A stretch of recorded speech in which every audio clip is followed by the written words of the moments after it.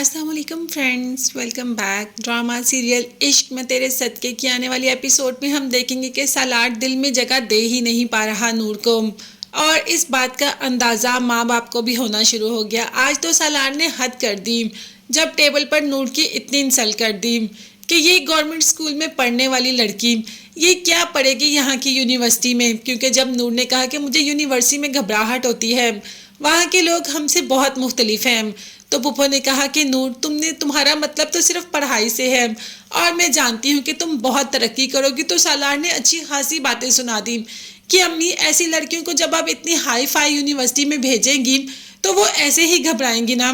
बाप को ये बात बिल्कुल भी पसंद नहीं आई और सालार को फौरन से पहले टोक दिया कि तुम्हें बात करने से पहले सोचना चाहिए कि तुम अपनी बीवी के बारे में सबके सामने बात कर रहे हो।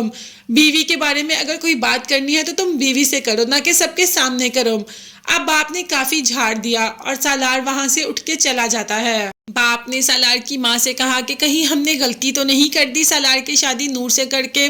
सालार नूर को अपने दिल में जगह दे ही नहीं पा रहा, इस तरीके से तो इनमें दूरियां बढ़ती ही जाएंगी। तो माँ ने कहा कि नहीं, नूर बहुत अच्छी बची है, वो सालार के दिल में अपनी जगह बना ही लेगी। दूसरी तरफ जब सालार की बर्थडे होती है तो माँ नूर से कहती है कि शौहरों को ऐसी बीवियां बहुत पसंद हैं जो शौहरों का बहुत ख्याल रखती हैं।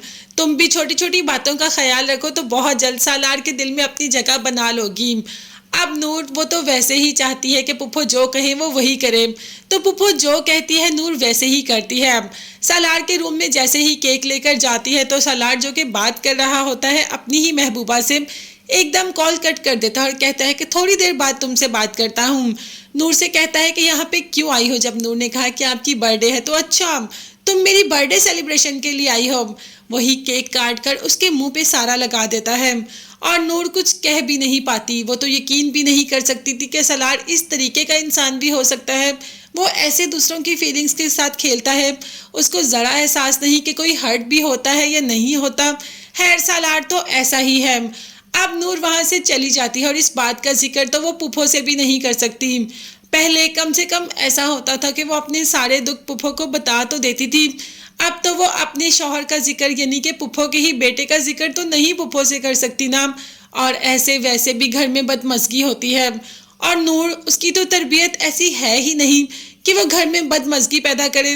उसकी तो आदत है सहना, और देखो शादी के बाद भी वो सह ही रही है और इस बात पर उसका यकीन है कि कभी ना कभी सालार बिल्कुल ठीक हो जाएगा, कभी ना कभी सालार उसको दिल से अपना लेगा। पुप्पो भी तो इसी उम्मीद के सहारे हैं कि वो दिन कब आएगा जब सालार उसको अपना लेगा। दूसरी तरफ नूर की सौतेली बहनें और माँ ये समझती हैं कि नूर उस घर में ऐश कर रही है, जबकि ऐसा बिल्कुल भी नहीं। हाँ, नूर की ज़िंदगी में सुकून आएगा ज़रूर, नूर ऐश ज़रूर करेगी, मगर सालार की ज़िंदगी में रहकर नहीं, जुल्फ़िकार की ज़िंदगी में जाकर। सालार नूर को अपनी ज़िंदगी में बिल्कुल भी रहने नहीं देगा और जुल्फ़िकार जो चाहता है कि नूर उसकी ज़िंदगी में आ जाए। सालार बहुत जल्द नूर को छोड़ देगा क्योंकि वो जिससे मोहब्बत करता है शादी तो उसी से करेगा, और जब वहाँ से धक्के खाएगा तो नूर की याद आएगी, मगर तब नूर किसी और की हो चुकी होगी। आपको भी इंतज़ार है ना कि नूर और जुल्फ़िकार जल्दी से जल्दी एक हो जाए और सालार जल्द से जल्द नूर को छोड़ दे। अगर आप भी ऐसा चाहते हैं तो कमेंट्स में रेड हार्ट ज़रूर बनाएं। चैनल को लाजमी सब्सक्राइब कीजिएगा, बेल आइकॉन भी प्रेस करें ताकि हर वीडियो आप तक बआसानी पहुंच सके।